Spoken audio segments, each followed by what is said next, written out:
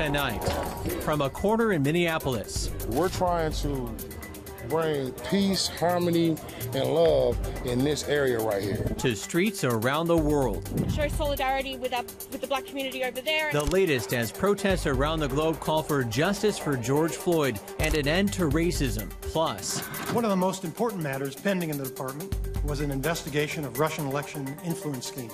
The Senate Judiciary Committee questions the former Deputy Attorney General about the origins of the Russia investigations. And the pandemic sends small business to a screeching halt. It all stopped on the same day. How one company adapted and found a way to hire back all their employees. All this and more tonight on Faith Nation.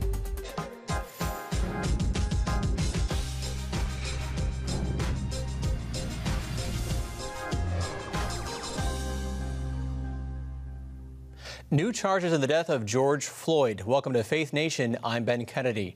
New tonight, charges against fired police officer Derek Chauvin have been elevated to second-degree murder. The Minnesota Attorney General making that announcement, along with new aiding and abetting murder charges against 3 other former cops seen in the video of Floyd's death. Now, this move comes as his children visit the spot where their father lost his life. CBN News national security correspondent Eric Phillips joins us with tonight's top story. Eric? Well, Ben, today George Floyd's son visited the place where his father took his last breaths. After he knelt for a word of prayer, he didn't really have much to say, but emotion was extremely high. Flanked by the family's attorney, Quincy Mason, George Floyd's son, knelt in prayer at the site of what has now become his father's memorial. Afterwards, saying a few words. I'm here reunited with my family, trying to get justice for my father. And no man or woman should be without their fathers. This came only hours after the mother of Floyd's 6-year-old daughter, Gianna, spoke heart-wrenching words with their little girl by her side. Gianna does not have a father. He will never see her grow up, graduate. He will never walk her down the aisle. I'm here for my baby. And I'm here for George because I want justice for him. Wednesday, Secretary of Defense Mark Esper condemned the violence against Floyd and other situations like it. Reporters pressing him about why it took so long. I had made the determination as events escalated in the last 72 hours that the moment had reached a point where it warranted a clear message expressing our outrage at what happened, expressing our commitment to the Constitution, expressing our commitment as an institution to end racism and hatred in all its forms. Esper claimed he did not know Monday's controversial photo he took with the president in front of St. John's Church was going to happen before it did. Meanwhile, protests march on more than a week after Floyd's death. There was a face-off on the Manhattan Bridge, police enforcing the new 8 o'clock curfew, closing both ends of the bridge with a massive crowd trapped in between. They were eventually allowed to exit peacefully. While there were tense moments, many protests remained nonviolent, like this one in Kentucky, home to Breonna Taylor, shot to death in her own home by officers serving a no-knock warrant. We've been chanting. I've been making sure everyone doesn't approach the police because we don't want to incite a riot. We don't want to do that. We want them to hear us. That's all we want. The Trump campaign has been widely criticized for using rubber bullets and tear gas on the way to that infamous photo op in front of St. John's Church. But today, the president saying no tear gas was used. And then Secretary Esper underscored the fact that while the National Guard was there to support the local police, they did not engage in any of those tactics, despite what some say they saw on that cell phone video. Ben. John Cohen is a professor at Georgetown and an ABC News contributor. He joins us now for more. Hi, John. Hi, nice to be with you. Well, John, President Trump threatened to deploy the U.S. military to quell protests and riots. But today we heard from Defense Secretary Mark Esper, who said the option to use active military should only be used at a last resort. Do you agree? Yeah, I agree with the Secretary of Defense. The use of active duty military to deal with civil unrest in the United States is not something that should be done in a cavalier manner. The military, as robust as their capabilities are, aren't really trained to deal with civil unrest in the United States. They're not really equipped. Their rules of engagement differ than that of local law enforcement, and it's not always that easy to integrate active duty military operations with civilian domestic operations at the state and local level. You just talked about this a bit, but you were a senior Homeland Security policy advisor to a number of state and local officials. What recommendations would you have offered on the state and federal response to these protests? Well, I think it's really important that state and local law enforcement agencies understand they have two priorities or two objectives in dealing with these types of situations. One, they need to create an environment where people can exercise their constitutionally protected rights of assembly and speech, but do it in a safe manner, an environment that's safe for the protesters, the people who are exercising those rights, and also safe for the community. So law enforcement has to have a plan and has to be prepared to provide that safe environment. Secondly, state and local authorities need to be prepared. They have to have the information. They need to have the plans to deal with violence or destructive behavior that breaks out. You spent many years in the Department of Homeland Security, and in one of your roles, you worked to expand collaborations with faith communities. In light of these protests, how would you guide faith communities to act? Well, I did, and it was really one of the areas of activity that I am most proud of as it relates to my time with the department. I work very closely with groups like the Christian Emergency Network. A lot of this has to do with communication, whether it's at the local level or the national level. Law enforcement, local government authorities, they need to work closely with faith leaders of all denominations, because it's faith leaders and community organizers that are going to be so vital to making sure that calm is the pervasive attitude throughout these types of events. We want people to exercise their constitutionally protected rights. We want people to be able to express their anger or their frustration with the issue that we're dealing with, in this case, the death of Mr. Floyd. But at the same time, we want people to do so in a safe manner. We want to minimize violence in our communities. We don't want protesters hurt. We don't want police officers hurt. We don't want businesses destroyed.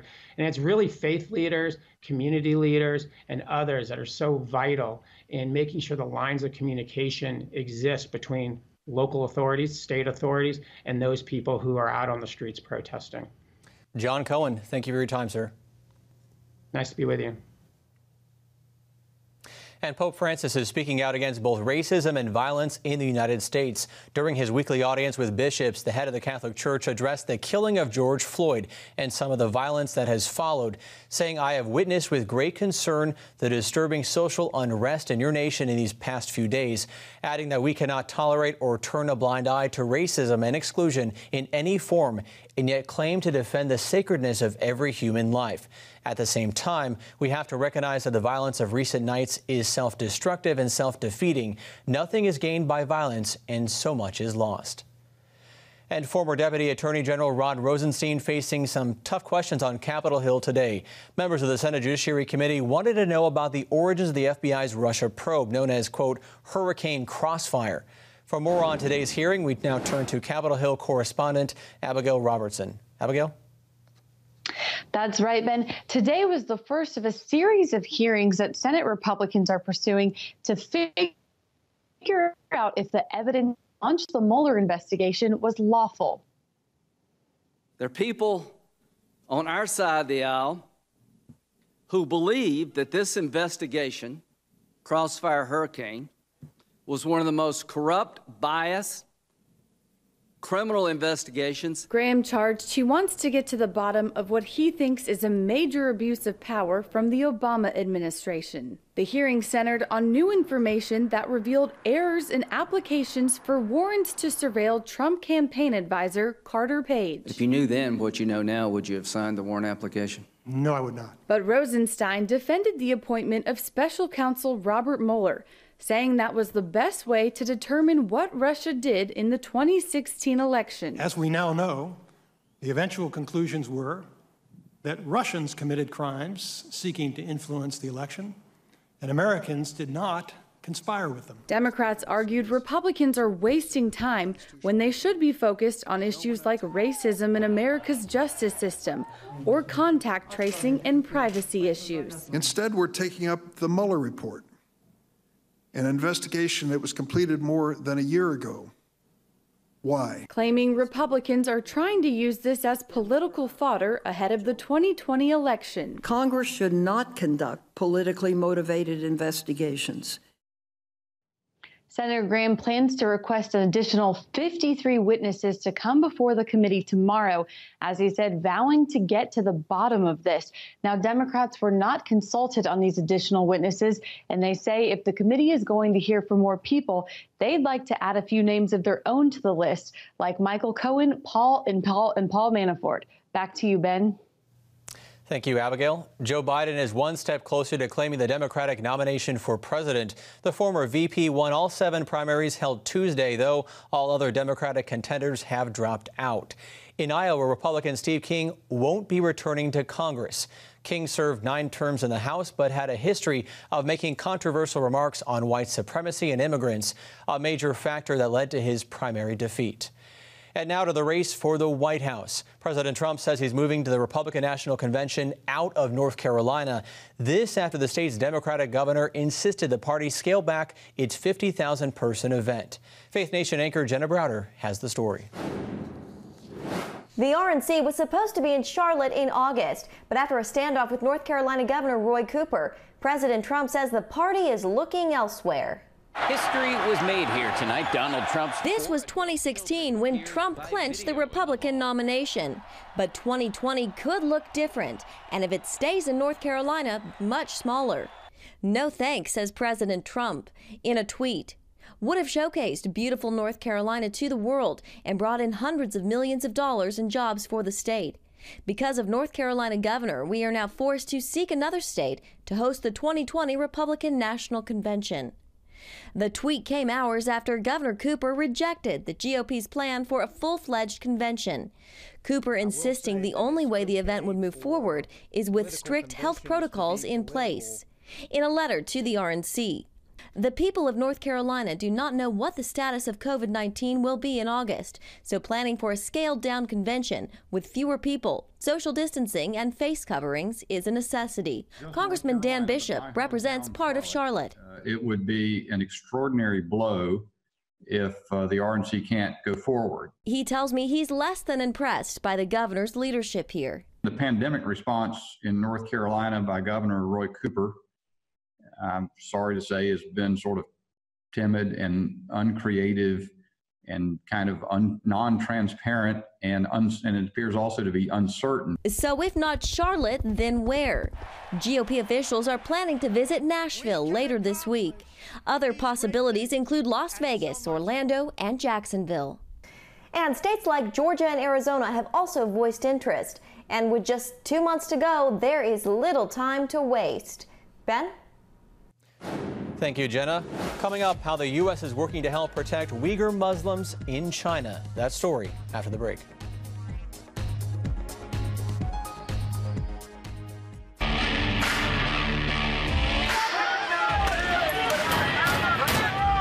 have sex before you marry is a bad idea. Don't tell me there's no such thing as gun violence. That just depends on your definition of when life begins. Watch Dan and Dale tackle trending topics that test your faith on the next Faith Wire, Monday night at 9:30.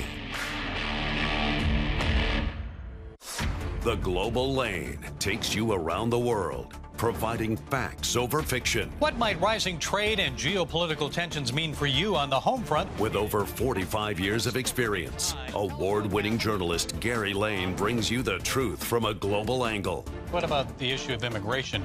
World news analysis you won't see anywhere else. And it's all right here on The Global Lane.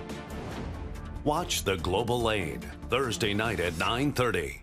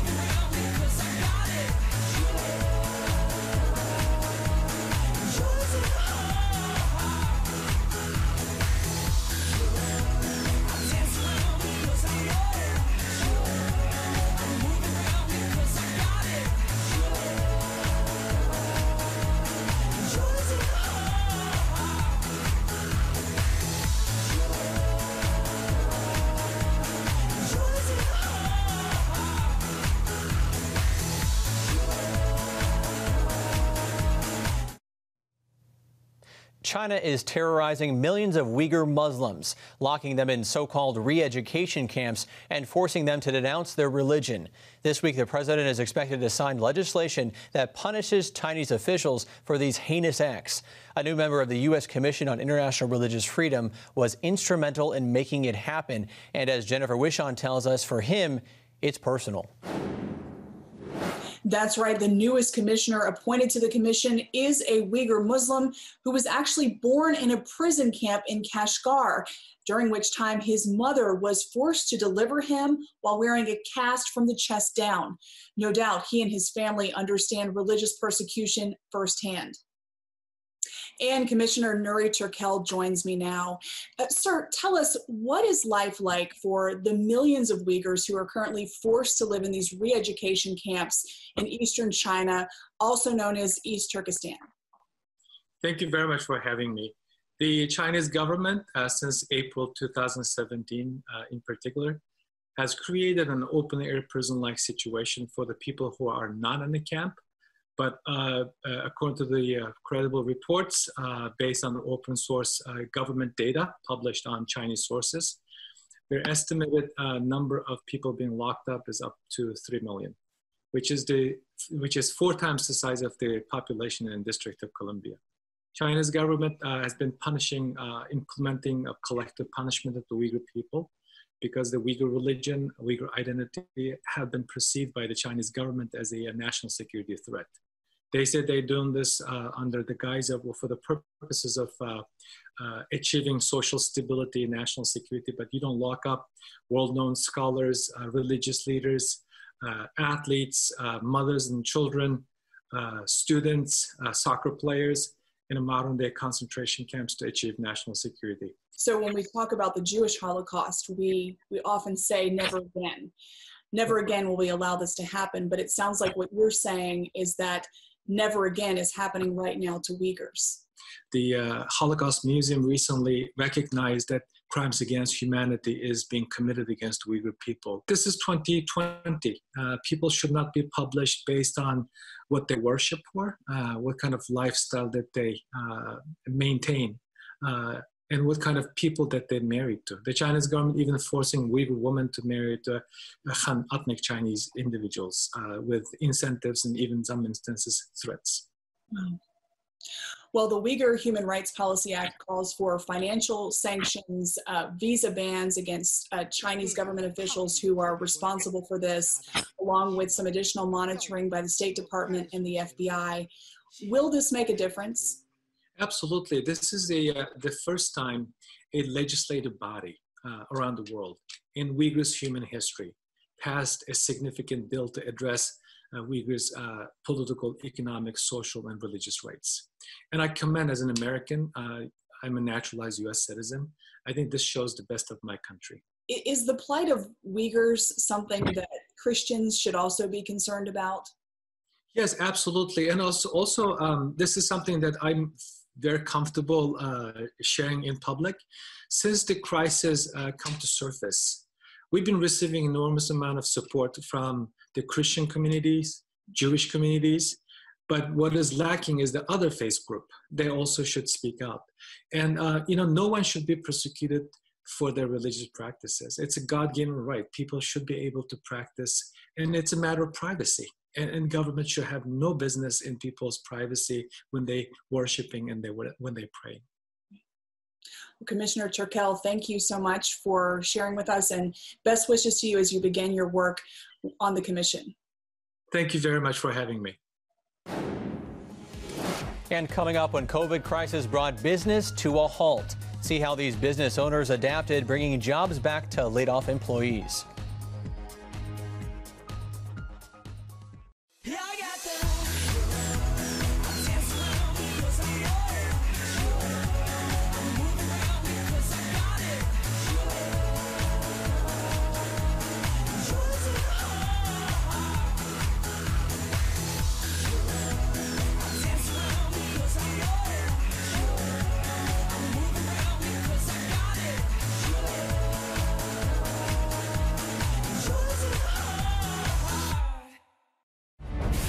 On the home front.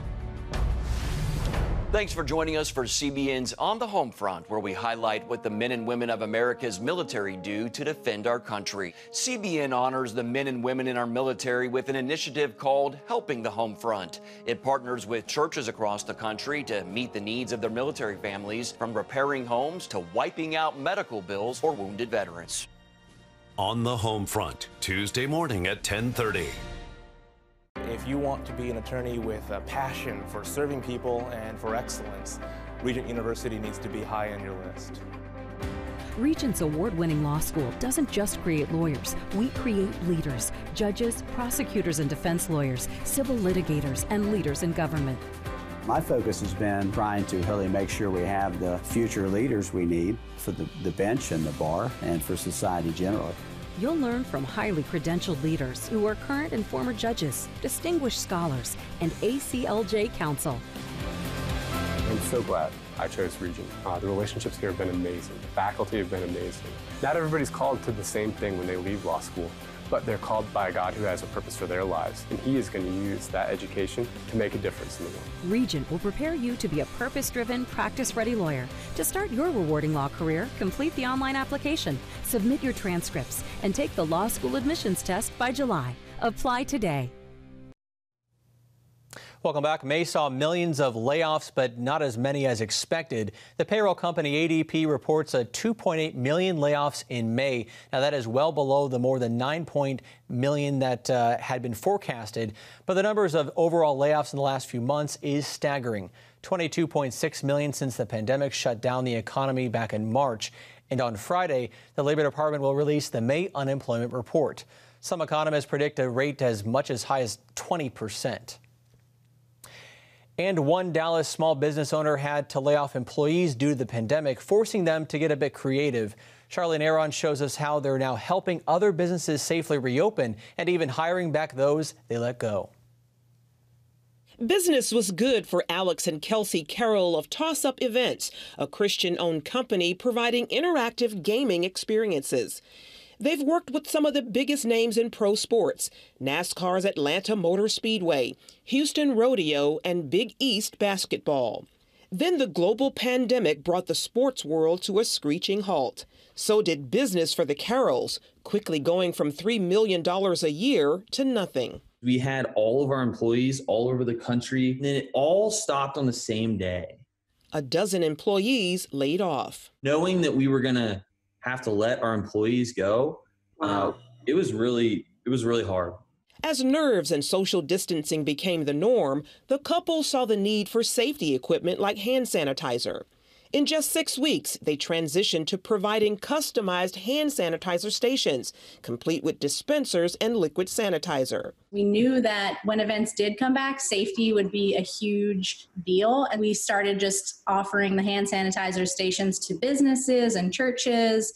As the country has slowly reopened, response to their stand-up stations has been overwhelming. We're getting all kinds of businesses, orders from California, Washington, Texas, Florida, like all over the country. We didn't foresee this happening a couple of weeks ago, the success. And so I think as more and more businesses and churches reopen, they're going to be looking for a solution like this. With more than $1 million in sales and a growing team, these business owners are beyond grateful. God had a plan for our employees, for us, for our family, and being able to see the employees come back to the office. And we've had more people join the team. Yeah. So we're up to 20 people in our office just working around the clock to get these shipped out. So it's been such a blessing, and we've been really fortunate.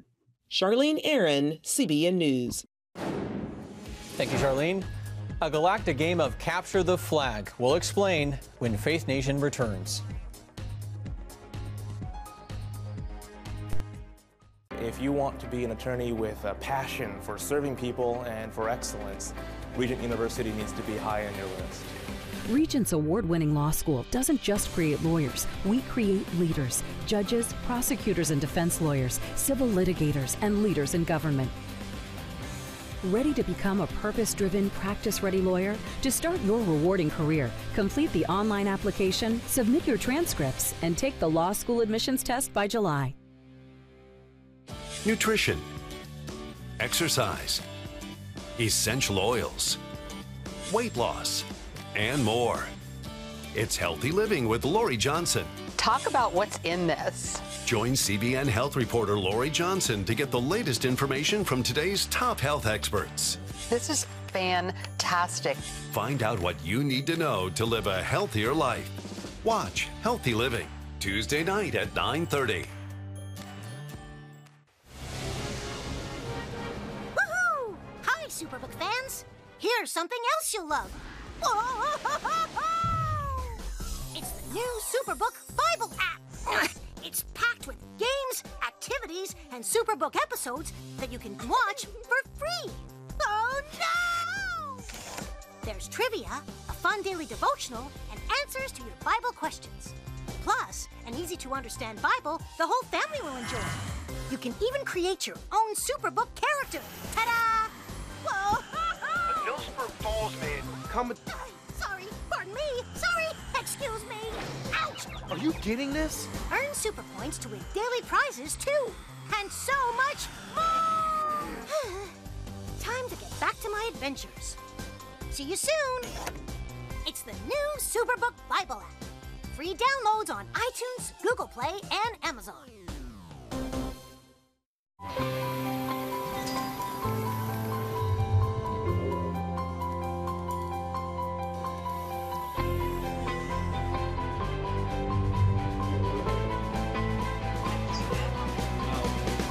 I am Region's first ROTC graduate student.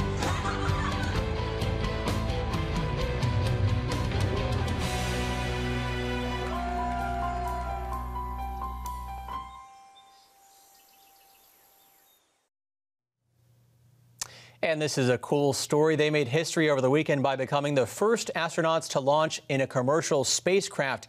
And now their SpaceX ship has made it into the International Space Station. NASA astronauts Doug Hurley and Bob Behnken are garnering another victory, winning a space-style game of Capture the Flag. And at some point after the end of the shuttle program, we decided we would have a little friendly competition to see who came up and got this flag. And congratulations, SpaceX, you got the flag. Run down and get And the flag flew on the first space shuttle flight in 1981 and the final one in 2011. Well, thanks for joining us this evening for Faith Nation. We'll see you tomorrow.